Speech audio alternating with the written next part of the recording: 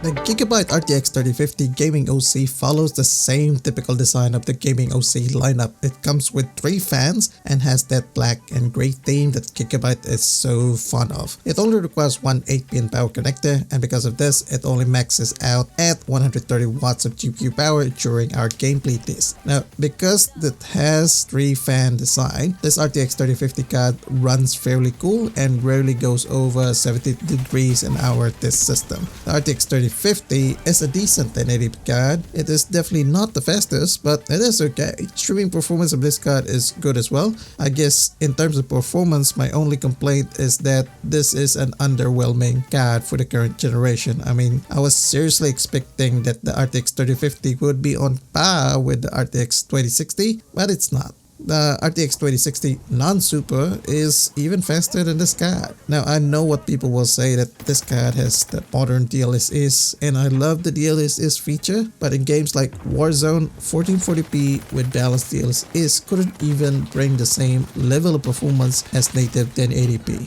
I had to dial it down to DLSS Ultra performance so I could get the same 1080p native experience. However, the image quality suffers too much on this setting. So, would I recommend this card? The Gigabyte RTX 3050 Gaming OC is currently priced at $458 in UA. Here in New Zealand, it is priced at 698 New Zealand dollars, and this is terrible value. The cheapest RTX 3050 here is at 645 New Zealand dollars, which is also really bad value. I mean, if you guys have the money, I would suggest that you push it towards the RX 6600 non-XT or even the RTX 3060 if you can find one at a good deal. Don't you even bother with this card. We've already wasted our own money on this card, so you guys won't have to. Anyway, I hope this video was helpful, and if you want to see real-world gaming performance of this card, click this playlist right here, and I'll see you guys on the next one.